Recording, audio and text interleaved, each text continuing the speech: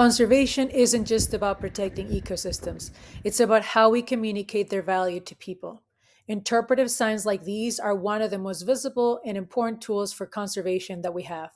They guide behavior, helping protect vulnerable habitats from marine life to birds to insects, while also reducing harmful human wildlife interactions. But they do more than inform. They tell stories, raise awareness, and connect people to the places they're standing in. They translate science into something accessible, immediate, and meaningful. As our world becomes more connected, the ways we communicate conservation are evolving.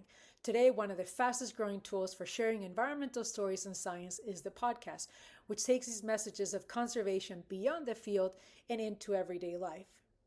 Over the past decade, podcast listenership has steadily increased, with more than half of Americans having listened to at least one podcast, according to a recent 2021 study.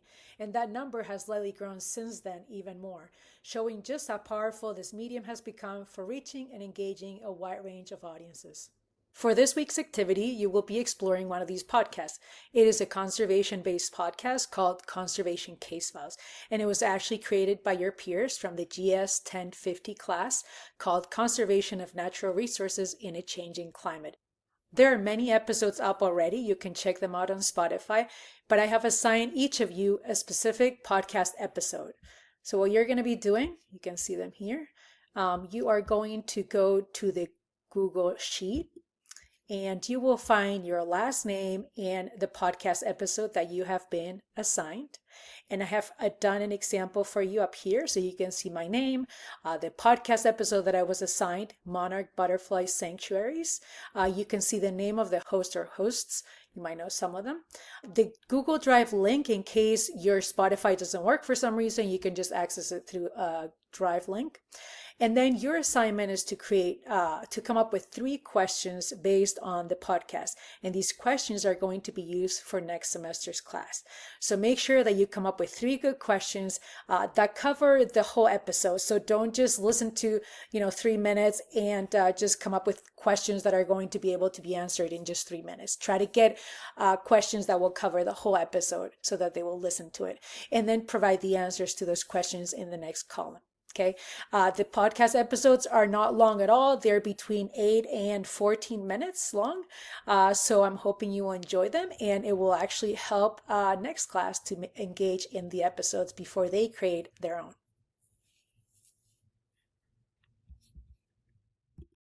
And now for our last lecture in this course. I just wanted to feature here this 23-year-old Ugandan climate activist, hopefully to inspire you to get involved in anything, whether it's conservation or something related to your major. I hope you get out and get involved in either local initiatives or global initiatives, because there's so many great ones for young people to get involved in. And I have included some links. There's lots of opportunities through App State, for example, through the Community Engaged Leadership Office, but also in Boone through organizations such as Mountain True. And I also included a video called No Experience, Build Your Science Resume at Home, of things that you can do for free at home to add to your resume. Let's get started. A quick question for you as a warm-up. Which of these is an example of supporting ecosystem services? Is it carbon cycling, carbon sequestration by wetlands, filtering of water by soil, or pest control by bats? And the answer is carbon cycling. All the others can be replaced by technology and are useful but not critical to our survival. Okay, so to recap from the previous lecture, biodiversity is important because species have intrinsic, instrumental, and economic value to us. Scientific management of conservation programs is critical. For conservation to be effective, it needs to be based on data and not emotions. We went over types of ecosystem services again and emphasized that protecting biodiversity means allocating resources. I wanted to play this 2.5-minute video summary of the importance of biodiversity. So check it out.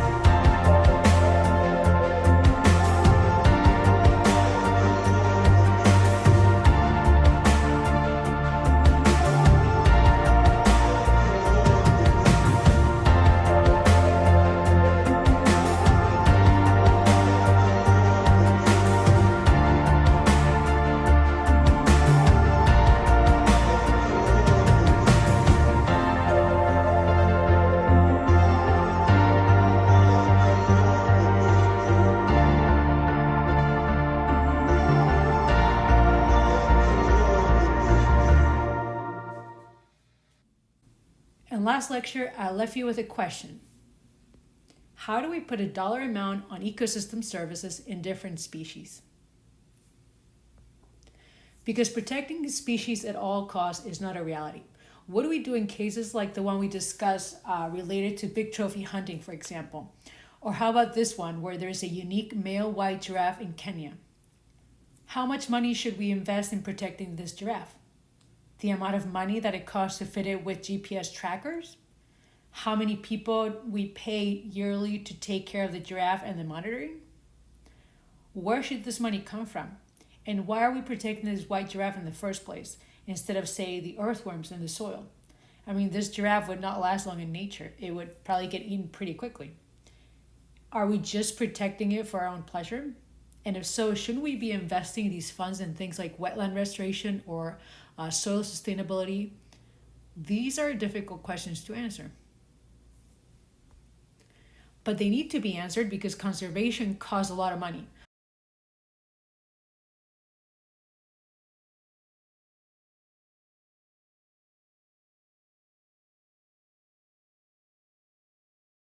A recent study estimated the cost of global conservation to be $78 billion a year. This is how much money we need to spend to protect the species and habitats that are in the most need of conservation efforts. Here are some specific examples of conservation costs.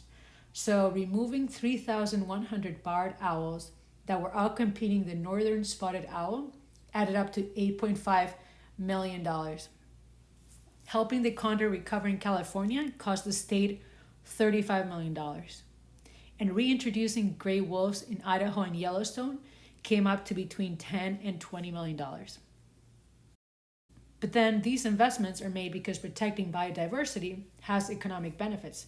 So for example, it is estimated that outdoor recreation, an example of the benefits of cultural ecosystem services that we talked about, brings in $800 billion a year in the US.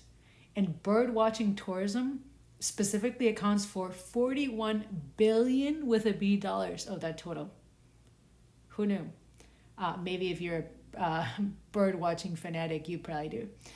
So spending $8.5 million on protecting the northern spotted owls definitely seems worth it for an industry that brings in so much money.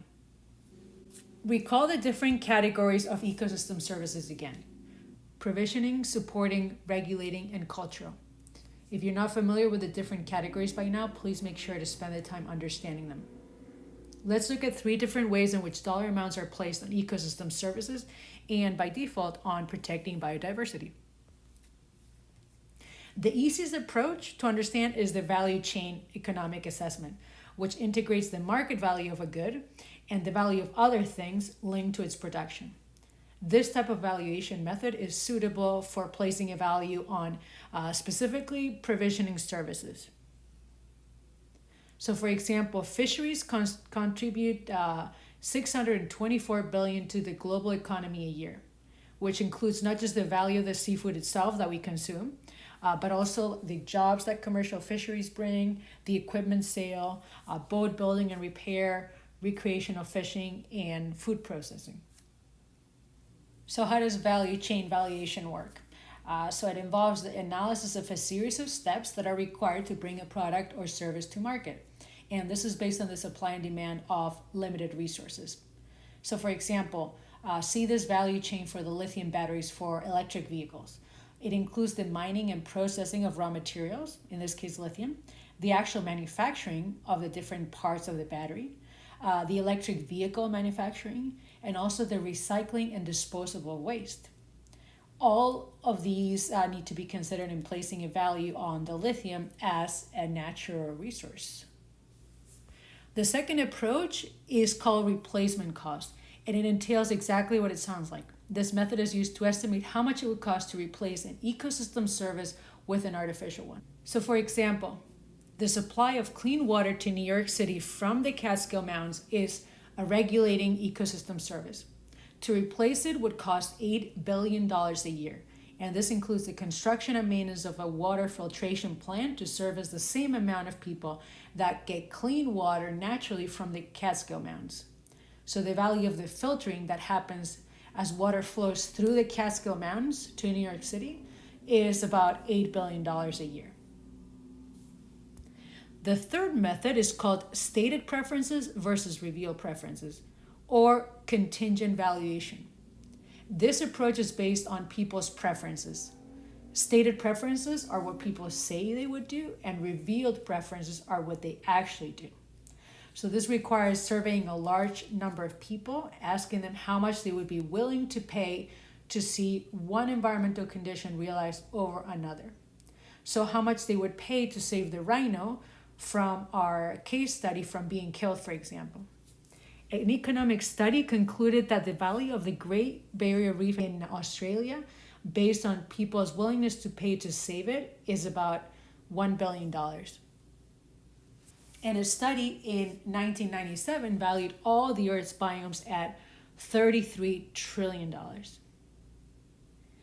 Let's look at an example of willingness to pay for ecosystem services, this valuation method. So this comes from a real study of questions that were asked of people in Europe, that's why it's in euros, just to give you an idea of how this kind of surveys work. People were asked to select an option from the three. So in the first scenario, they would pay 15 euros a year, which is about $16, and see 7 pairs of vultures, 6 forest fires, and a reduction in meadows and crops, and 2 quality local products.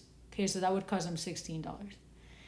They could also choose the second scenario where they could pay 75 euros. So this was the most expensive option, about $80 a year. But this will give them an increase in meadows and crops, only 2 fires a year, and 6 quality products, as well as 15 pairs of bearded vultures. And then there's an in-between option for 45 euros, about $49. So this is just one way of doing this type of survey. But if you want to learn more about this, and it's a whole field of study, I suggest one of these courses that are available at App. So there's cost benefit and environmental policy courses. They're all listed here, so you can go back and look at them. I've also listed environmental regulations courses and others of interest, like environmental ethics, for example. So make sure you check them out to learn more about this topic. So there are, of course, criticisms to valuing ecosystem services, to putting a dollar amount on them. From the ethics perspective, we have a duty to preserve biodiversity because life has intrinsic value in and of itself. There's also the fact that ecosystem services don't always benefit humans. So for example, restoring and protecting wetlands means more mosquitoes, which can bring disease. And some species seem expendable because they lack economic value. But does that mean we should destroy them? Sometimes developing artificial alternatives also makes it harder to justify spending a lot of resources protecting the original source. So for example, when Taxol, an anti-cancer drug, was developed, the Pacific yew tree was no longer necessary for providing extracts used in previous drugs. So even though it's not the only way we should value life, ultimately valuing ecosystem services in this way, putting a dollar amount on them, provides a more objective tool for decision making. So we're aware of the negative impact that some of the human activities are having on biodiversity. And we know how important ecosystem services are to our survival, ecosystem services that are provided by this biodiversity. So the question is, how do we protect biodiversity? Let's look at some ways. The first government attempt to protect biodiversity in the United States was the creation of the national parks, the first one being Yellowstone in 1872. And these are areas of scenic, historic, or scientific interest that are protected and maintained by the federal government through the National Park Service. And do you know how many national parks there are in North Carolina? There are actually 10 national parks in North Carolina, and there's also 41 state parks. National recreation areas are places that conserve and provide recreation. These are usually around reservoirs created by large dams. For example, what you're seeing here, which is Glen Canyon. The next category of protected land is the National Wildlife Refuge. There are more than 560 around the country, such as Pelican Island Refuge in Florida, and they're managed by the U.S. Fish and Wildlife Service. There's actually quite a few in North Carolina, including the Pocosin Lakes Wildlife Refuge, the Alligator River, and Cedar Island. We also have 4 national forests in the state, including one right in our backyard, the Pisgah National Forest. And these are maintained by the U.S. Forest Service. And they serve for harvesting timber, for recreation, and also for wildlife conservation, of course. The highest level of protection for terrestrial biomes is the Wilderness Area and Scenic River designation. These areas are protected by the National Wilderness Preservation System and Wilderness Act of 1964 and are kept as wild as possible. Any kind of structure like bathrooms, picnic shelters, roads, and motorized transportation in these areas is prohibited. There's 750 wilderness areas and 200 scenic rivers in the United States. And then we have aquatic and marine protected areas, which cover the protection of shorelines, lakeshores, and islands. For example, the Cape Hatteras National Seashore would be one example of protected marine area. There's also very large marine protected areas and marine reserves throughout the world, as you can see here. And in addition to these, the UNESCO, so the United Nations Educational, Scientific, and Cultural Organization, establishes World Heritage Sites. You might have heard of them. You might have even visited some of these. These are areas that have been designated as having outstanding value to humanity. And there are actually about 160,000 marine and terrestrial World Heritage Sites, including things like the Statue of Liberty, Iguazu Falls, and the Great Barrier Reef. You can check out more of these on the map linked here, and maybe even create a really neat bucket list for yourself. So protected areas like these are important tools for conserving biodiversity, but they have limitations in terms of protecting wildlife. So for example, how do you protect salmon in the ocean, which are not going to stay in one particular area? How do you protect wolves that might wander off a park? But understanding these limitations of protected areas helps us come up with more efficient ways to minimize them. One challenge is known as the ecological island effect. And this refers to the vulnerability of species that are in an isolated protected area surrounded by unprotected areas.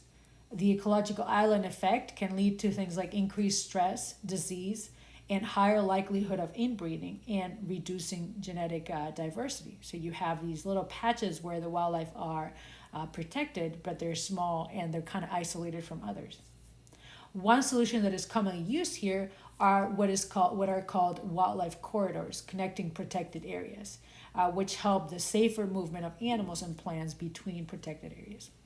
And sometimes these are over or under passes for wildlife to protect them from roads.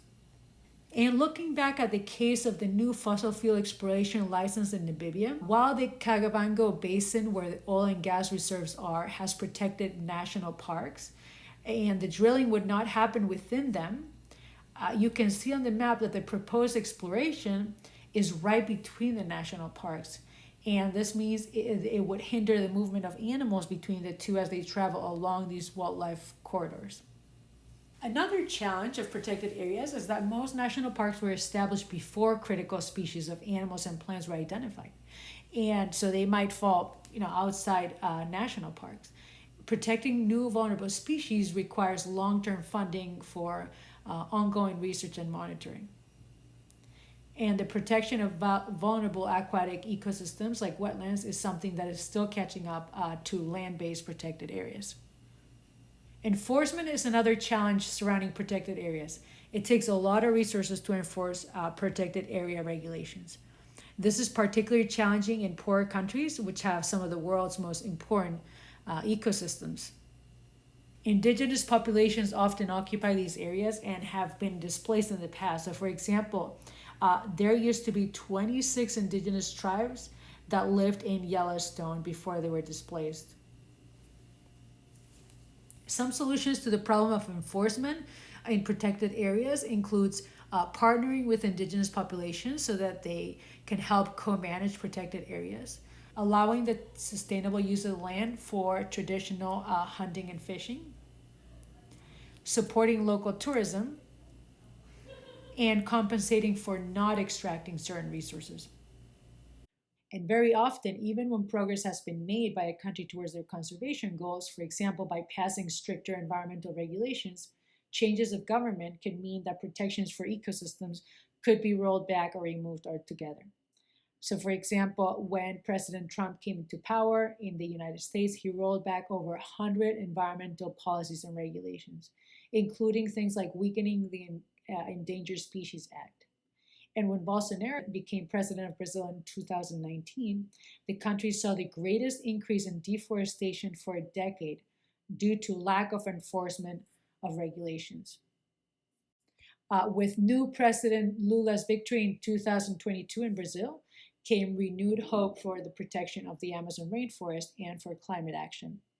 Some of the most important national and global laws protecting biodiversity are listed here, including the Endangered Species Act of 1973 and the Convention on Trade in Endangered Species, which is abbreviated as CITES, CITES.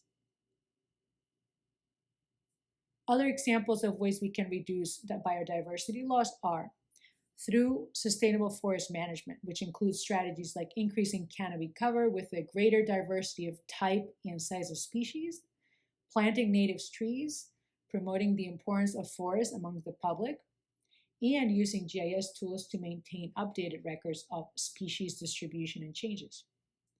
There are also GIS tools available for the public to learn about forest management and the state of the world's forests, like this Global Forest Watch interactive dashboard. So check it out if you're interested. And this chart illustrates the complex network of people and roles that need to work together to create and facilitate a sustainable forest plan. So there's many people and entities involved. And you can support sustainable forestry too by looking for example, by looking for the Forest Stewardship Council FSC certificate for businesses on products you buy. The last example of challenges for protected areas that I will discuss here is what is known as the edge effect.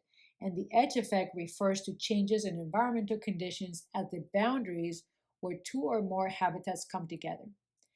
These edges create vulnerabilities for communities of organisms that live there, as they are more exposed to predators and human interactions, as well as abiotic factors like wind, sun, and forest fires.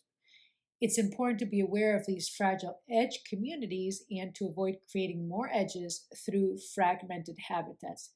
And these fragmented habitats are due mainly to patchy deforestation. The management of natural resources with an awareness of local biodiversity ensures that human needs are met while also conserving wildlife. So, grass and grassland management, for example, requires careful monitoring.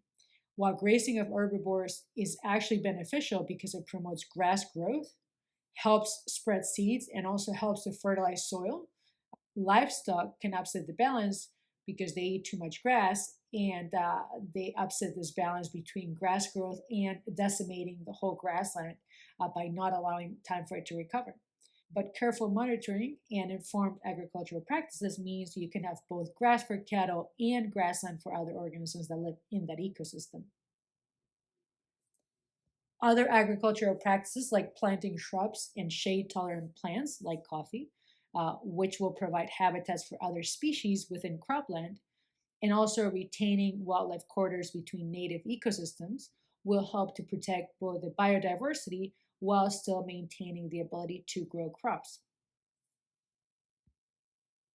Another way to protect biodiversity while still meeting other human needs is through land planning. And this is done at both the local and the state level through zoning ordinances, which dictate what type of building can go where in the town, and through building codes. So, for example, how tall can the building be? How many people can live in it? What type of waste management is the building going to have? How about water sourcing? Having zoning ordinances that restrict land use and the activities allowed in different areas of each town prevents urban sprawl, and protects green areas such as parks, greenways, and nature reserves. So, what can be done to fix some of the existing damage to habitats and biodiversity? Well, nature is resilient and will recover if allowed time to do so.